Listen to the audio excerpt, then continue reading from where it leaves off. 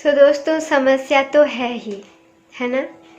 लेकिन हमारे ऊपर ये डिपेंड करता है कि हम अपने विचारों को जहाँ था वहीं रख के समस्या को समस्या में ही रहने दें, या फिर अपने विचारों को बदल कर उस समस्या को समाधान में बदल दें और अपनी पूरी ज़िंदगी को बदल दें। अब हम क्या करें? Welcome to my channel friends, through the book through the life. इस चैनल में हम बहुत सारे बुक्स के हर चैप्टर को डिस्कस करते हैं ताकि हम उन चैप्टर्स की थ्रू जा सकें और उसकी नॉलेज को अपने डे टू डे लाइफ में यूज़ कर सकें और अपनी ज़िंदगी को एक अलग दिशा दे के सफलता की ओर आगे बढ़ सकें। अभी जो बुक हम डिस्कस कर रहे हैं उसका नाम you can heal your life है, written by great author Louise L Hay. और आज का हमारा चैप्टर है अब हम क्या करें। दोस्तों देखिए, अभी तक जैसे हमको पता चल ही चुका है कि हमारे बाहर में जो भी समस्याएं हैं वो सारे के सारे समस्या हमारे अंदरूनी विचार के कारण है ना। तो अगर हमें समस्या को ख़त्म करनी है तो सबसे पहला काम हमें क्या करना पड़ेगा फ्रेंड्स? तो दोस्तों, सबसे पहला काम जो हमें करना है वो है हमें डिसीज़न लेना है कि मैं बदलना चाहती हूँ, है ना। सबसे पहले हमें स्ट्रांगली ये डिसाइड करना है कि हमें खुद को बदलना है।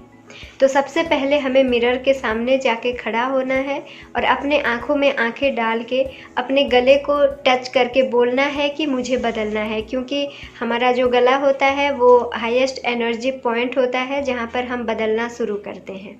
और जैसे कि हमारी वर्ड्स बहुत ही पावरफुल है तो हम गले से ही बोलते हैं। तो जब हम ये स्ट्रांगली बोलते हैं कि हम बदलना चाहते हैं तो हमारी जो दिशा है वो बदलने की तरफ आता है।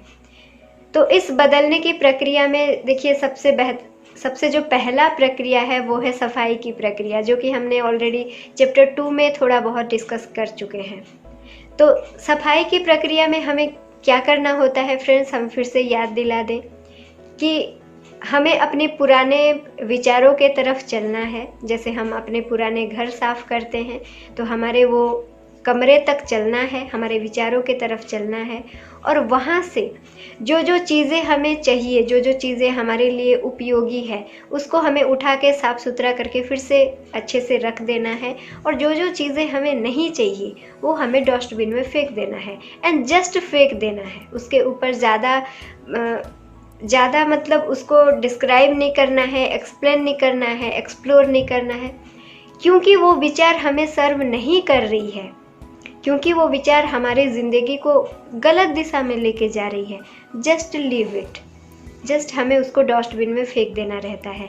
और देखिए, इस काम करते टाइम हम फिर से याद दिला दें कि क्रोध हमें नहीं करना है, गुस्सा हमें नहीं करना है, क्योंकि अगर हम गुस्सा कर रहे हैं तो इसका मतलब ये है कि हमने अपने फेंके हुए चीज़ों को, जो चीज़ें हमने डस्टबिन में डाले थे, जो कचरा, उस कचरे को हम फिर से घर में ला रहे हैं। तो ऐसा बिल्कुल भी मत कीजिए दोस्तों। तो सबसे पहला प्रक्रिया है हमारा सफाई की प्रक्रिया। मान लीजिए जैसे कि हम एक बर्तन साफ कर रहे हैं जो कि बहुत ही जल गया है, ठीक है। तो उसको हम क्या करते हैं, उसमें थोड़ा सा गर्म पानी डाल देते हैं और थोड़ा सा डिटर्जेंट या फिर साबुन ऐसे डाल देते हैं और उसको कुछ देर भिगो के रख देते हैं, है ना। तो जब हम बाद में आके अगर आप देखेंगे तो वो क्या होगा, वो बर्तन और गंदा हो गया होता है, यानी कि जो नीचे बैठा हुआ जो मैला था वो ऊपर आ गया होता है और बर्तन और भी ज़्यादा गंदा लगता है। लेकिन फिर भी हम उसको क्या करते हैं, उस पानी को फेंक के फिर से हम थोड़ा सा रगड़ते हैं उस बर्तन को और धीरे धीरे वो बर्तन क्या होता है, एकदम से साफ होके चमक जाता है। एग्जैक्टली यही चीज़ें हमें अपने विचारों के साथ भी करना है। अपने जो पुराने विचार हैं उनको जब हम डुबोते हैं अपने नए विचारों में तो सिचुएशन हो सकता है थोड़ा सा बदतर भी हो सकता है, या फिर आपको थोड़ा सा एंजाइटी भी फील हो सकती है, या फिर थोड़ा सा मतलब बाहरी जो हमारी सिचुएशन है वो थोड़ा सा ख़राब भी हो सकती है। क्यों? क्योंकि जो पहले की जो गंदगी थी उसको साफ़ करने के लिए उस बर्तन को थोड़ा सा ज़्यादा गंदा होना पड़ सकता है। इसीलिए उस सिचुएशन में हमें घबराना नहीं है, लगे रहना है और अपने नए विचारों को और ज़्यादा गहराई से फोकस करते जाना है और उसको अपने अंदर बुनते जाना है।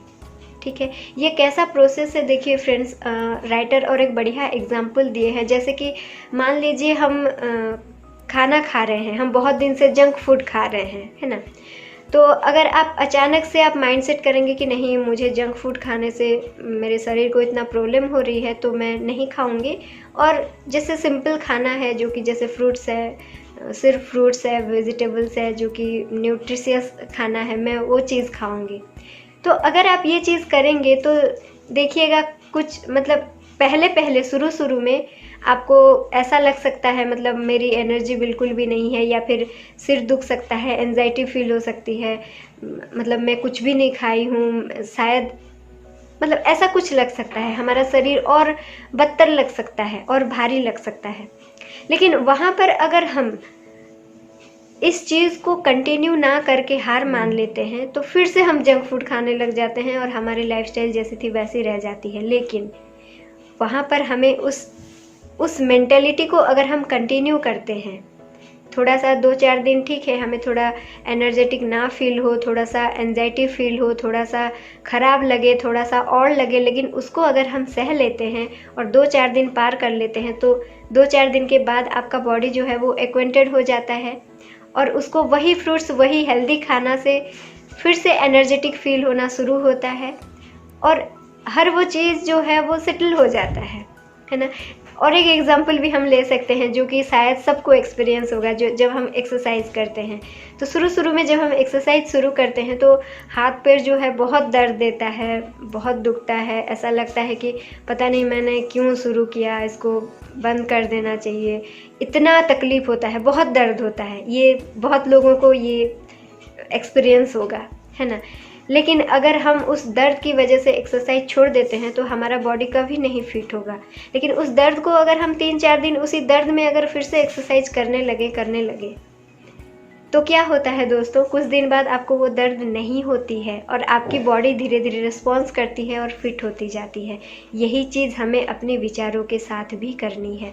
जब हम अपने पुराने विचारों को नए विचारों से डुबोते हैं तो हो सकता है आपको ज़्यादा और फील हो सकता है आपको कुछ जब आप पुराने चीज़ों से जब अटैचमेंट को ख़त्म करना चाहते हैं तो हो सकता है आपको थोड़ा सा परिस्थितियाँ थोड़ा और लगे, या फिर खुद को थोड़ा सा और फील हो, या फिर सिचुएशन थोड़ा सा ख़राब हो सकती है बाहर।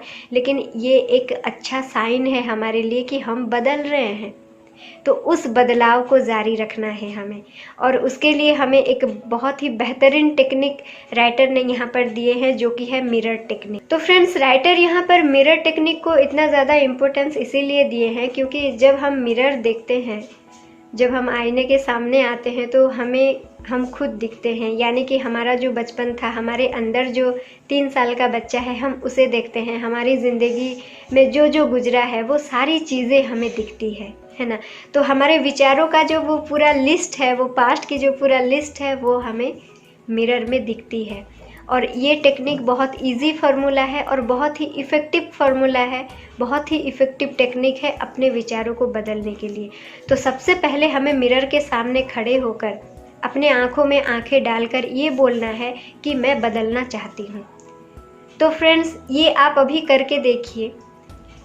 अगर हम मिरर में आँख डालकर अगर हम बोलें कि मैं बदलना चाहती हूँ तो हो सकता है आपको थोड़ा सा और फील हो, कभी किसी को गिल्टी फील हो सकता है, किसी को और कुछ लग सकता है, एंजाइटी फील हो सकता है, किसी को डर लग सकता है कि मैं क्यों, मतलब बदलना क्यों है ना।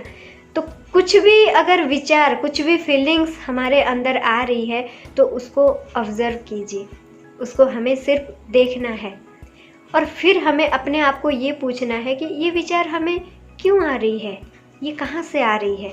जस्ट हमें पूछना है, उसको एक्सप्लोर नहीं करना है, उसको मतलब बहुत ज़्यादा सोचना नहीं है। जस्ट हमें अपने आप को पूछना है कि ये विचार हमें कहाँ से आ रही है, क्यों आ रही है। हम तो अपने आप को बदलना चाहते हैं, है ना। बस उसको ये पूछ के, अपने आप को ये पूछ के उस चीज़ को वहाँ पर छोड़ देना है और फिर से अपने आँखों में आँखें डालकर देखना है और फिर से अपने गले में हाथ रख के ये बोलना है कि जितने भी अवरोध है मैं उससे हटाना चाहती हूँ और मैं बदलना चाहती हूँ। और दोस्तों, आप इस टेक्निक को अभी जिस वक्त आप इस वीडियो को देख रहे हैं आप उसी वक्त इसको अप्लाई कीजिए। देखिए बहुत टाइम नहीं लगेगा, 10-20 सेकेंड लगेंगे, है ना। तो आप एक बार मिरर में बोल के देखिए, इंस्टेंटली आपको आपकी आंखों में एक अलग सी चमक नज़र आएगी। आप अपने आप को इंस्टेंटली अपने में एक थोड़ा सा चेंज नज़र आएगी, जो कि बहुत इफ़ेक्टिव लगेगा आपको, जो कि आपको फील होगा। तो दोस्तों, इस किताब में जो भी चीज़ें बताई गई है उसको हम सिर्फ पढ़ने से या फिर सुनने से हमें कोई फ़ायदा नहीं होने वाली। इसको हम जो पढ़ रहे हैं या फिर सुन रहे हैं या फिर हम जो समझ रहे हैं, जो आपके साथ शेयर कर रहे हैं, वो तभी फ़ायदा देगी जब हम इसको प्रैक्टिकली यूज़ करेंगे फ्रेंड्स।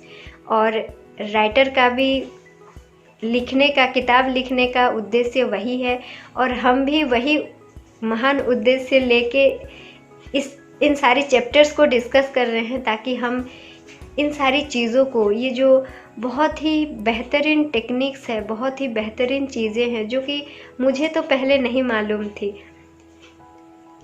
हम चाहते हैं कि ये सारी चीज़ें हम सबको पता चले और हम सब अपनी लाइफ में यूज़ करें, और हमारे सबकी लाइफ एक खुशहाल लाइफ हो और एक बेहतरीन ज़िंदगी हम सब जिए, क्योंकि हम सब एक बेहतरीन ज़िंदगी डिज़र्व करते हैं। क्योंकि हम सब बहुत ही, we all are amazing, we all are beautiful, we all are creator. And देखिए, हमें सब कुछ पाने का हक है, we deserve everything. So thank you so much friends, और ऐसे ही हमारे साथ बने रहिए, और वीडियो को देखने के लिए, लाइक करने के लिए, कमेंट करने के लिए, शेयर करने के लिए आप सबको बहुत बहुत धन्यवाद। Thank you.